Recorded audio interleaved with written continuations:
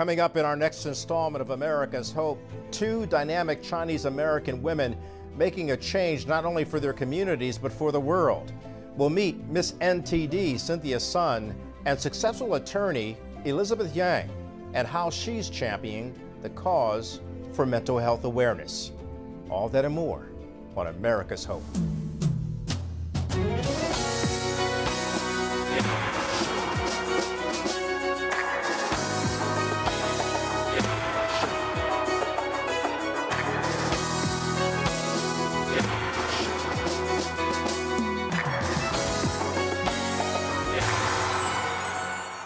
Good evening, I'm Kelly Wright, and this is America's Hope. And one of the things that we'd like to do here at NTD and EPIC is to give you truth as well as tradition and focus on information and inspiration. All of it ties in collectively to this wonderful gift that we have in humanity, and that's hope. It's a God-given gift. Can't be taken away. Even though we face persecution and so many things, we still boldly and courageously uphold the principles of hope, and we find that that prevails. There are powerful narratives throughout the world and here in America about people who are resilient, and they keep holding on to a hope that causes them to bring about effective transformation and reconciliation. And so tonight we're going to introduce you to the person who just received the crown as NTD, Miss NTD.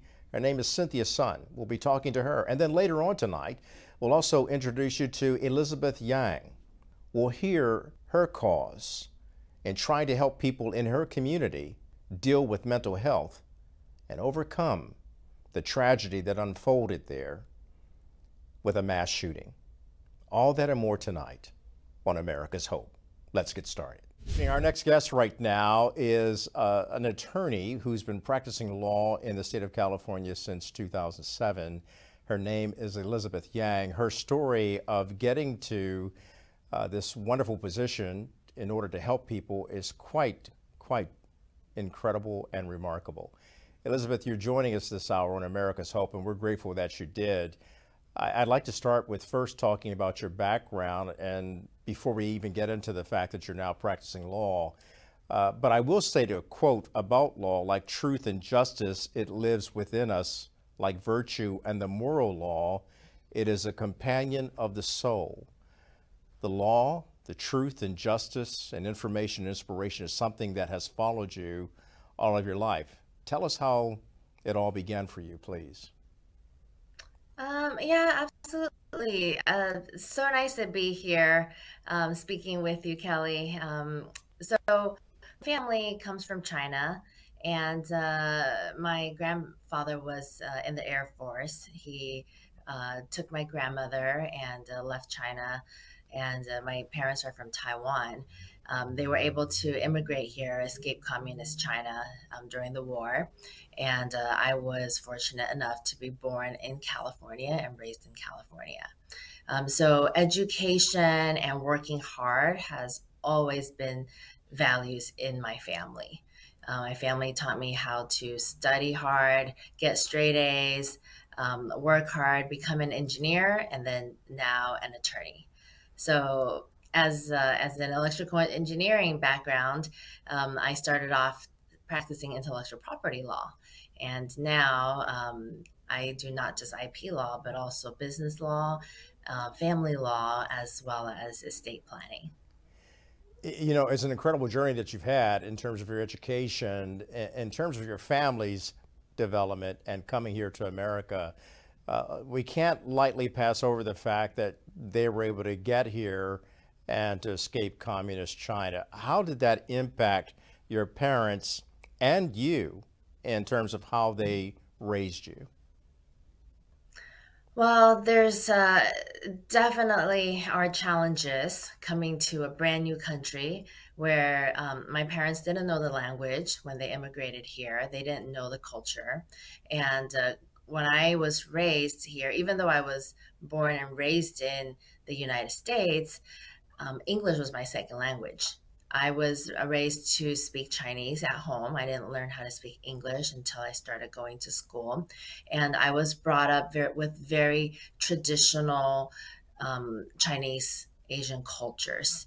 Um, One of the biggest values that I've learned, that there's a big culture gap between America and the Chinese culture, is this philosophy of paleophiety.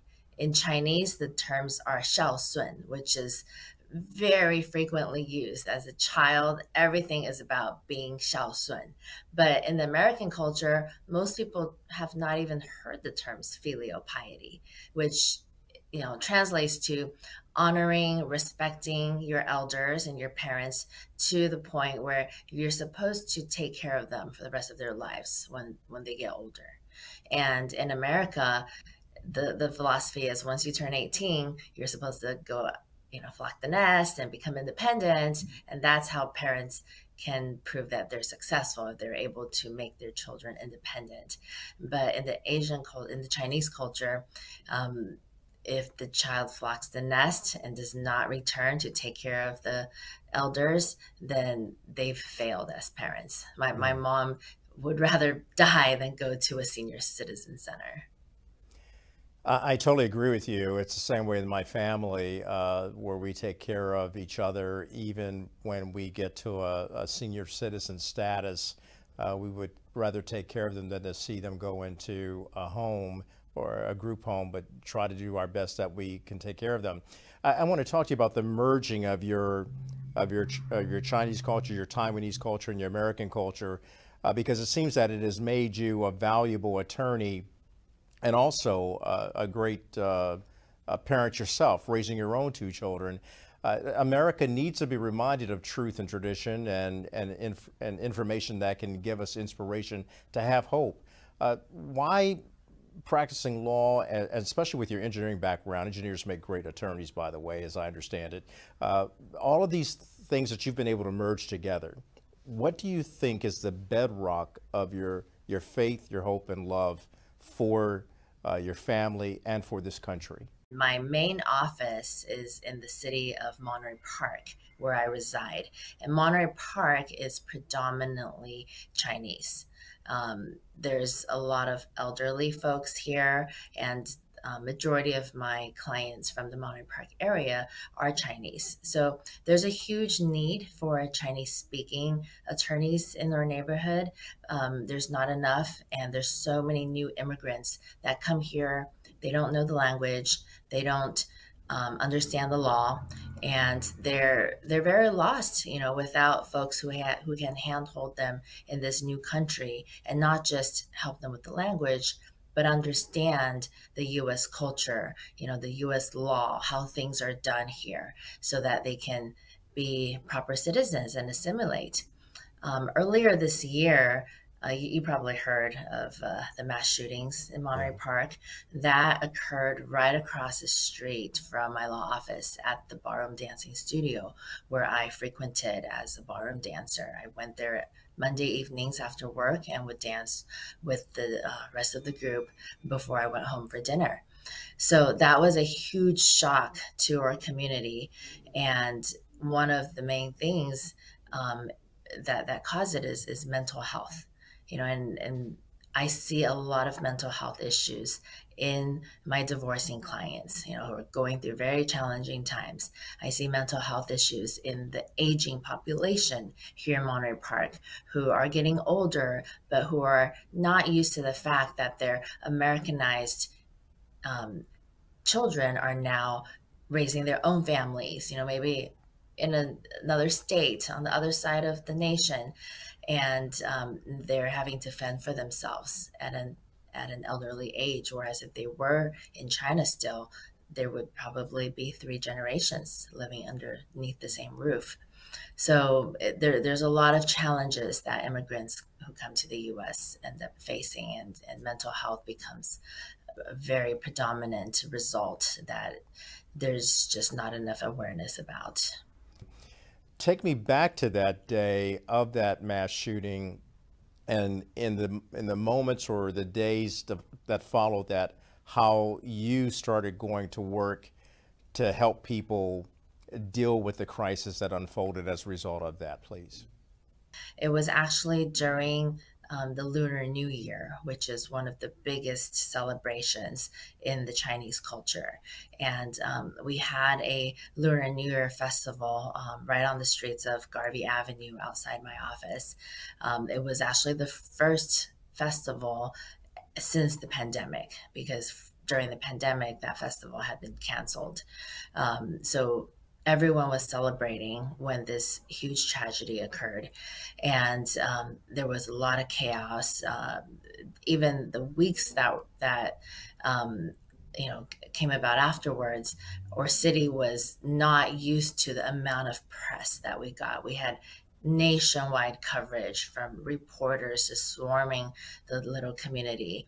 Um, President Biden, the vice president, they actually all came and visited, which, it was a great gesture. But the Monterey Park City is a very small city that is not used to so much press. And Asians in general are very private people. Like my family, for example, my mother, even though she was a ballroom dancer at Star Ballroom too, she would not speak to a single reporter. Mm. And this was the same for a lot of the families of the victims and the folks who had been personally affected. They were scared by the amount of press and the reporters. So I felt like for me, because I'm an attorney in the community and I'm also one of the business improvement district commissioners of Monterey Park, and I felt like I had to speak on behalf of the population for those who were either not fluent in English or there was a culture gap where they were just not willing to come into the limelight and speak. So I spent a lot of hours and days during that time just trying to share the story with as many people as possible to speak on behalf of the victims. I want to talk to you a little bit more about what's happened as since then, and how you, through your law firm and just through your life, you're making inroads into letting people know just how great a community this is, and how wonderful it is to see that there's still hope coming forward as a result of this unfortunate circumstance, this tragedy. I'm talking to Elizabeth Yang. We'll be back in just a moment. Welcome back to America's Hope. I'm talking to Elizabeth Yang. She is an attorney. I think one of the most noteworthy things that you've accomplished is that you were tested under fire. Courage is often tested under fire, and that unfortunately happened as a result of the mass shooting that took place in your community. And you stepped forward to represent the Taiwanese and Chinese community in a way that people could really understand what was going on. I'd like to ask you about hope in the midst of this adversity, the tragedy, and the conflict. Is it visible now in your community? They say challenges are blessings in disguise, and there has been hope and resilience that's come out about from this tragedy. It's really brought the Monterey Park citizens together. We have a big banner on the major street that says, "We unify in dance," and the dancers, even though the Star Ballroom dance studio was shut down, they have found other avenues to dance. And Monterey Park has actually set up a resiliency center for folks to come and get mental health support, to bring groups together so that they can talk about challenges and stressful issues and have a place to vent and release. It's definitely a work in progress. There's still a lot of folks who have not grieved properly, have just done the typical Chinese thing, which is to shove the challenges under the rug and try to not talk about it and hope that it will go away one day, which is not the proper way of grieving, but it's the Chinese way of grieving. For me, I have a lot of personal experience with that because when my father immigrated to the U.S., he underwent so many challenges with the language, the culture, the raising a family, uh, dealing with a brand new country. He ended up committing suicide when I was 3 years old. And my mom, who in the Chinese culture, it's all about having a value of saving face. Reputation means so much in the Chinese culture. So she never spoke about her husband's death. And she would just tell the community that her husband was always busy working, and that's why he wasn't around. So as my brother and I was raised in this environment, we never knew what happened to her father. I grew up always wondering, is my dad, um, is he just like a deadbeat father who abandoned us, and maybe he's out in the world somewhere, and maybe I'll get to meet him someday, or maybe he died from a car accident, maybe it was cancer. It was just a lot of questions always in my head until I was 21. That's when I finally gained the courage to sit my mom down and really get the truth out of her. But before then, any time I would bring up the question, it would just always be like silence, or she's very good about changing the topic. And so in the Asian culture, it's all about suppressing, the Mhm. truth, and not expressing. And expression counters depression. So it's really important that now, with the Monterey Park tragedy and with everything that's going on, that we really bring mental health awareness, as a big issue, and let the population know that vulnerability is indeed strength. Whereas, most Chinese people, they don't think vulnerability is strength. They think vulnerability leads to judgment and leads to a lot of negative things. And I'd like to express my my condolences to you for that, and I'm sorry to hear that all of that unfolded in your life. When you discover that you're only 21 years of age, you finally get to the truth. What was your response, and how did you turn it around to continue with your life? Yeah, so when I found out about what happened to my father, um, I had, for the first 20 years of my life, been telling a lie. I was telling all my friends, my classmates, that, oh, yeah, my father is busy working, and that's why he's not at my birthday party. That's why he's not at my parent teacher conference. That's why he's not at my graduation. So it was very difficult to switch from that lie, that story that I've been telling my whole life, to this sudden truth, this very extreme truth that I learned. So for the next 10 years, from 21 through 31, I continued telling the same story. I never revealed the truth, even though I learned about it. And it wasn't until my 30s, when I went through a series of personal development courses, transformational trainings, that I really learned about the true strength of vulnerability, and how sharing one story isn't just a way to free myself from self judgment, but it's also a way to inspire others. Because every challenge that any person is going through, we're not the only human being going through Mm. that challenge. So many people can relate. I'm not the only person whose parent, committed suicide. There's so many other ones that have gone through it. But by me telling my story, it's going to tell other people that, hey, it's okay too that you went through this. Don't judge yourself. And we're just, everyone's here trying to live life and get through life as best as they can. How do you see the law and using the law to help people become successful in their quest to get the kind of mental health and hope they richly need? So the law creates opportunities for resources. And after the mass shooting, I actually created a nonprofit called AMM, Asian Minds Matter. And I'm currently working on creating easy access to resources for new immigrants who might not know how to go on the web, and navigate through all the different websites out there to find the right resources, even if they were willing to go and take that step to get support. So the first step is for them to know that it's okay to go out and get support. But the second step is once they make that decision, we need to have those resources readily available for them. And at this current time, even with my legal background, my education, it's been very challenging for me to find bilingual counselors, bilingual therapists, coaches who are able to support people in need. I've had a very hard time finding folks who can speak Chinese, who are certified and licensed professionals in that arena. And so if I have a hard time finding it, I can't even imagine how someone who barely speaks English is going to be able to access those resources.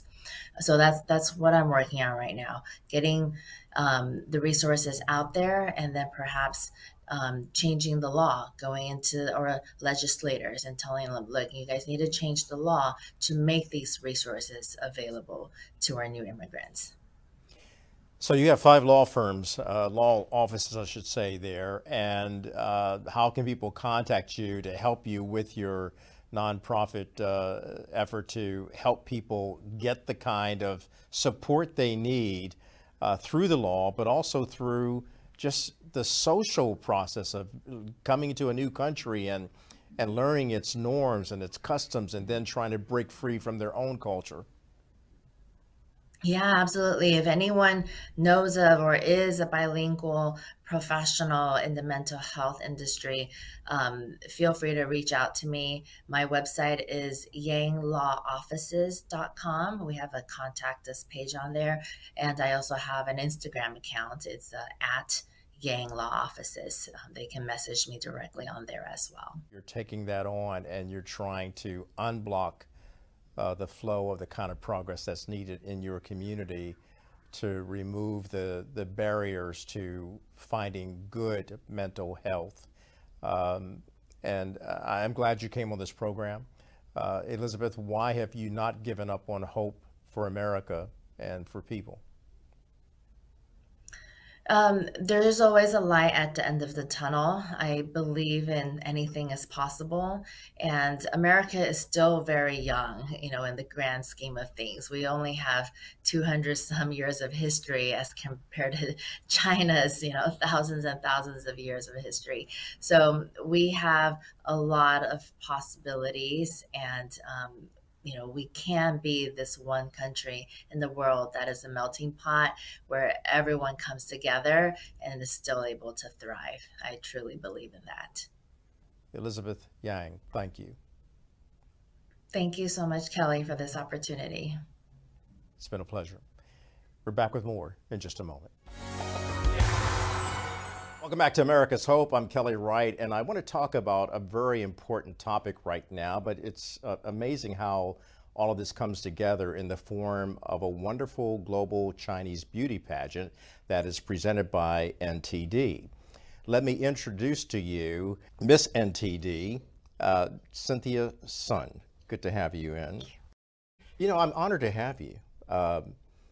Particularly on the heels of becoming Miss NTD. Winner of Miss NTD 2023 is number 11, Cynthia Sun. Let me ask you first of all, what that meant for you when you realized that you were crowned, because as we're showing video images of it right now, you were quite surprised. Yeah, I actually had said this in a preliminary interview a few days before the grand final. I didn't even think I would get into top 16, nonetheless top 6, nonetheless top 2, and then now I was crowned Miss NTD. So it was really a dream come true, but also completely unexpected, out of left field for me. All of the contestants had such a deep connection with their Chinese heritage, and also they've had such upbringing in that they're all very traditional Chinese women who embrace the virtues of this crown, and they can memorize and recite all of the dynasties in order backwards and forwards, and they know all of the stories behind the 4 great beautiful women in Chinese history, all of the queens and all of the princesses and all of the the rise and fall of Chinese dynasties. And I felt like it was very surprising, but also very heartwarming to know that as a Chinese American, I can actually embody these traditional Chinese values inside myself and present them to the world. And I think my message just got across to the panelists that night, and I think that's why I won. Obviously. And what's your message to the panelists that night that you gave?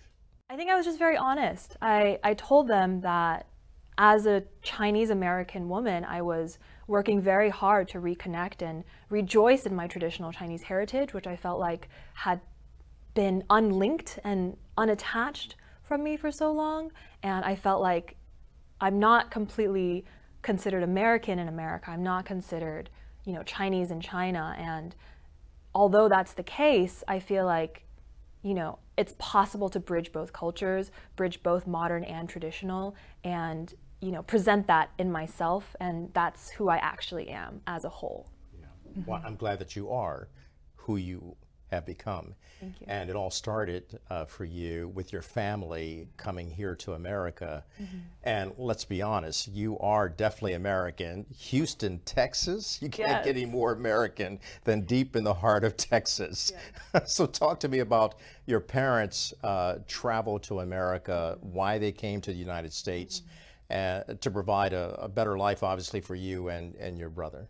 Yeah, so they've been in China all their lives. My dad actually studied abroad in Germany for some time, and in 1989, obviously everyone knows about the Tiananmen Square massacre. Both of my parents actually went to protest and try to fight for democracy, and there was a lot of hope at that time that the country would turn around, but as history has shown that you know, the Chinese Communist Party is still very much in power, and so, you know, in the 90s, they really wanted to, you know, open a new path and, you know, take this gamble. And so they both moved to Houston and started their careers there, started, you know, their home there. And I was born in Houston in 1999. So that was I was very blessed to have, you know, such amazing parents who have inspired me to also blaze my own trail. That's good that they encouraged you to do that. And the trail that you've blazed has led to international relations with a specific goal on focusing on human rights. Talk to me about that in terms of what you have been doing and what you will most likely continue to do. So actually, when I went to the University of Texas for the first time, for the first 2 years I was really lost. I didn't feel like I was good at STEM. I didn't feel like I was very interested in going into liberal arts or any other majors. But in junior year, I actually had the opportunity to go to Geneva for the study abroad opportunity. And, you know, we would travel to the United Nations and go see the World Bank or the Red Cross. And all of those opportunities really made me realize how important human rights is, but also as a nexus of the larger picture on how it really affects national security, how it affects economy, and how it affects, you know, how individuals treat each other as well. Like, I feel like a society that really treasures human rights as the center and those virtues will become much more prosperous because you have this foundation that's already laid of treating each other kindly, of, you know, the government respecting the citizens and respecting other countries and having this open multilateral diplomacy where it's not just about, you know, big guns, big boats, big ships, big airplanes. It's not about just pouring money. It's actually about like meaningful and substantive action towards bettering everybody's lives as a whole. You've actually, we were talking before the interview, you have actually visited China. Talk to me about your experiences there that you recall. I mean, I have very fond memories of China as, you know, a country that has had 5,000 years of heritage. I have very fond memories of, you know, my Chinese relatives and friends that I made along the way. But I was very shocked to actually, when I was 12 years old, I went back to Inner Mongolia, where I had actually spent many years as a toddler. And as soon as I got there, it was like the police knew what time my airplane was landing. It was like they had tracked my taxi, because as soon as I got into the door of my grandparents' home, they were knocking. And 3 policemen showed up. I opened the door, and all I see is empty air because they're actually a head shorter than me when I was 12 years old. And they were asking me, hey, can you come with us to the police station? And I just thought it was so absurd because I knew exactly why they were there. I've heard about the persecution since I was young. I was born only 2 weeks before the persecution of Falun Gong began. And hearing about it since I was young, and meeting other friends who had escaped from torture, or their parents had fled from religious persecution, I knew exactly why they were there. I knew they wanted to interrogate me about my faith. They didn't want me to give my grandparents any ideas about free thought or American culture, or inspire them to join us in America as a family. And so I barely had a conversation. I said hello to my grandparents, and then I was like completely cut off. The policemen were there. My dad was very terrified, and so we actually had to leave the house as my uncle was buying another ticket back to Shanghai. And we left the house, made rounds around the mall to try to, get them off our tail. We took out our batteries of our phone, and, we were trying our best to just keep them away from our relatives so that at least they wouldn't be harassed, so we could, try to make this as seamless as possible, as least disruptive as possible, because that was the last thing we thought would happen, honestly. I thought I would have 3 days of, reunion, of family dinners, of, updating them, telling them how I'm doing in junior high, how I've learned a lot of English, and, how I really miss them. And all of that was pretty much cut short. And after we had gotten back to my grandparents' house, we immediately left for the airport, and we immediately went to Shanghai because we just didn't want to be a bother to my grandparents because they're so Cynthia, old. One, that tale is a harrowing tale, and it's heartbreaking because you're trying to bond with your grandparents, your grandmother, and show her the love that you have for her.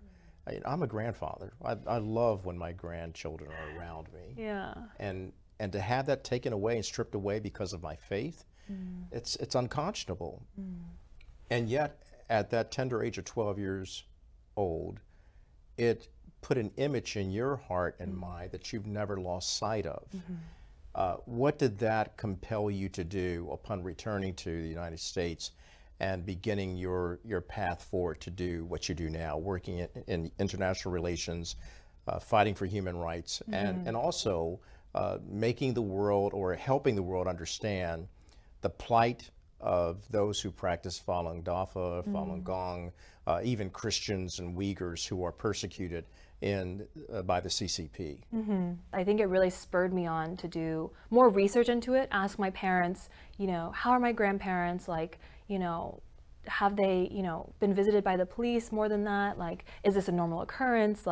How could they know that this was happening and that we were there and what we were planning to do? It seemed like they had everything in the palm of their hands, and it just really baffled me because I didn't know anything about surveillance. I didn't know anything about censorship. I had no idea what any of those words meant.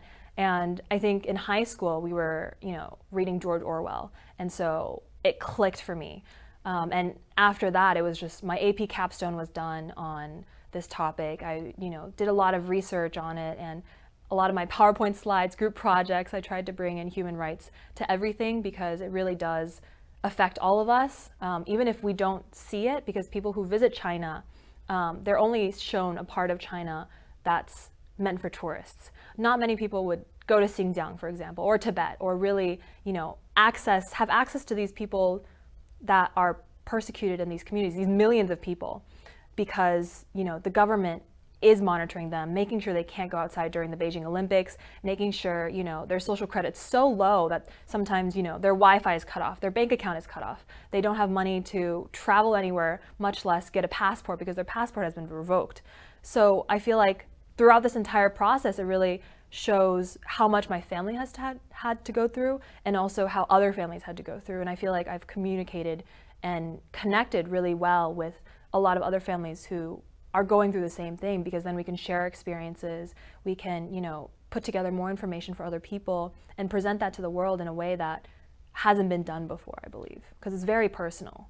It's very personal indeed, and I appreciate you being transparent and open to expressing what's going on and letting people here in the Western world know that. I want to talk to you a little bit more. Can we keep you for a little bit longer? Yeah, of course, of course, All right. of course. We're going to take a break. We'll come right back with more of my interview with Miss NTD, Cynthia Sun. That's next on America's Hope. And welcome back to America's Hope. I'm talking to Cynthia Sun. So now that you have this platform, how will you utilize it? I'm still trying to reunite families. I hope that I can still have the honor of hearing their stories and everything that they've gone through, because I always say that we want to give a voice to the voiceless. And I feel like that really encapsulates my current career and the path that I want to go for, like going forward from now. It's really such a shame that a lot of these stories get lost, because there's 8 billion people in the world. It's not like we can always, hear everybody's stories, but I find it really encouraging how resilient they are and how uplifting and optimistic they are. For example, there's this 18-year-old high school girl in upstate New York who I had the pleasure of meeting last year, and both of her parents are missing. They've been in prison Missing in China. They've been in Chinese prison since 3 years ago, captured for their faith, for Falun Gong.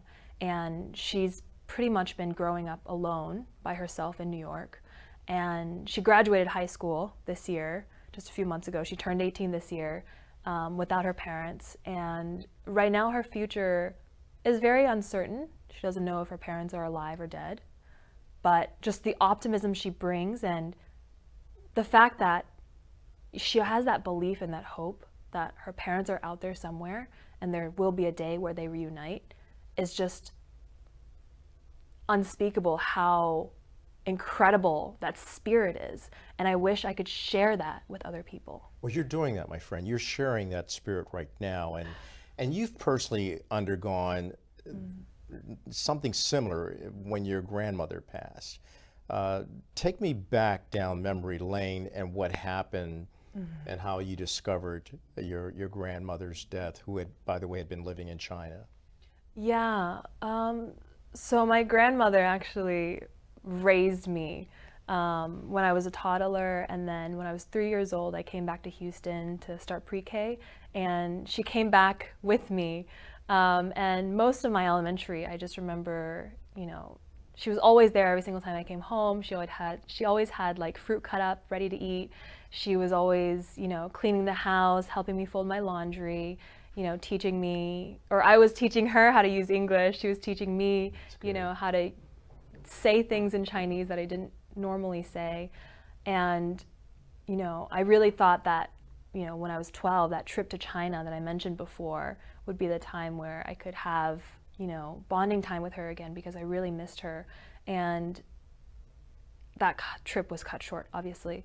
And a few months later, my mother actually came into my bedroom, and I hadn't fallen asleep at that time, but she thought I did, and she was just like weeping for a really long time. And yeah, and that's when I knew. Yeah, and my mom is actually blacklisted from going back to China, so she hasn't been back in 30 years now. So your mom was not able to attend the funeral. Right, right. Mm-hmm.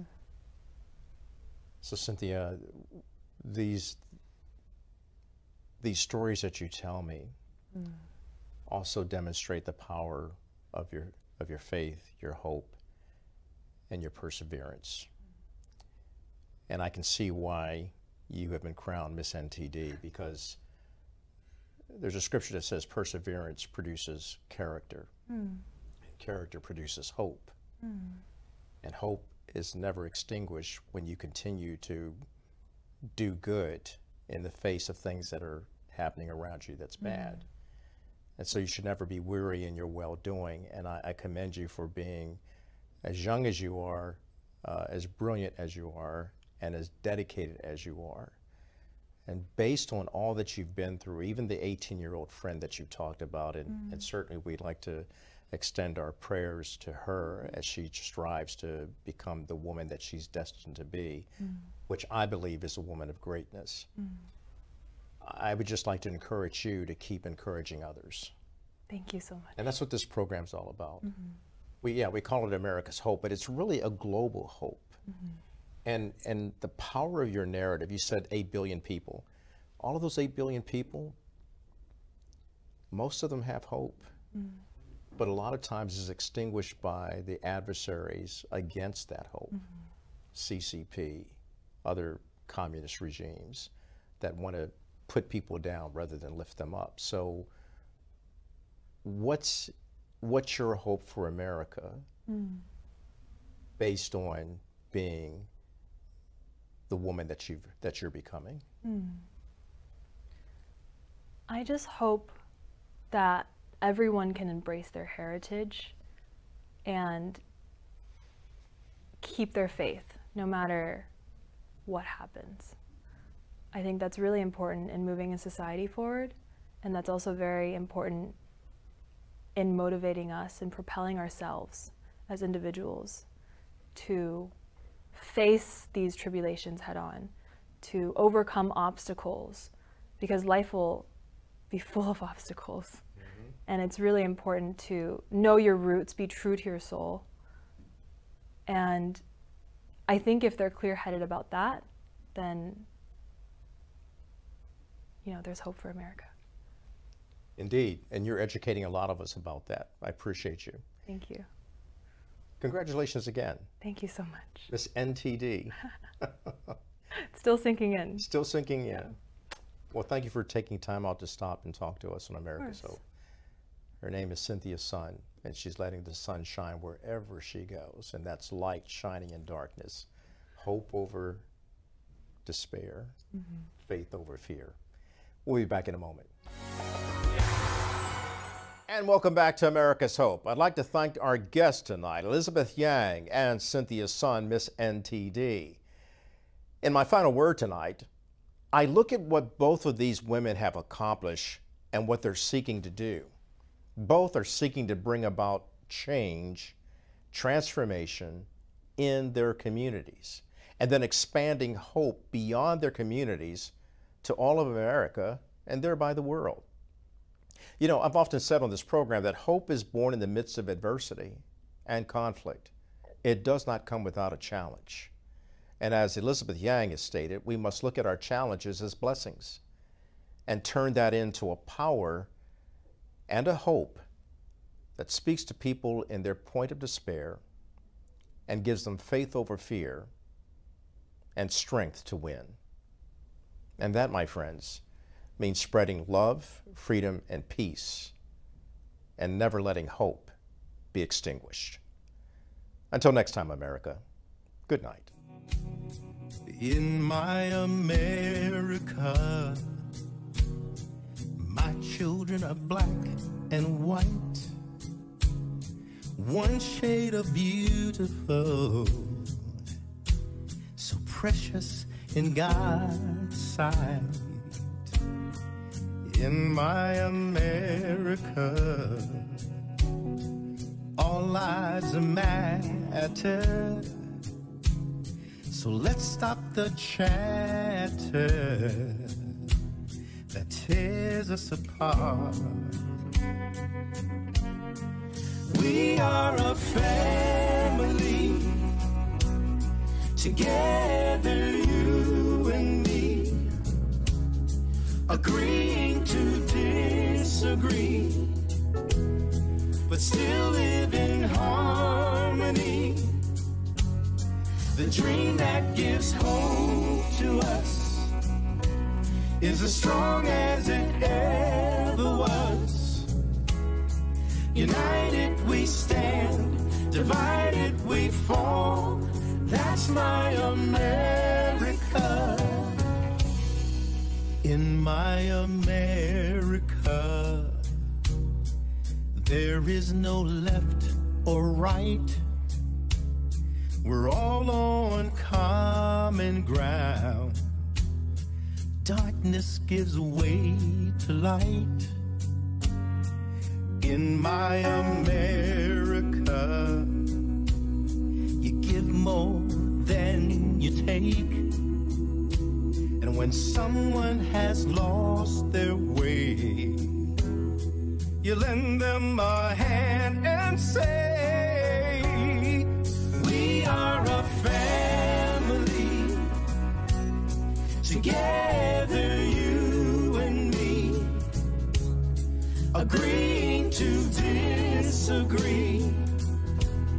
but still live in harmony. The dream that gives hope to us is as strong as it ever was.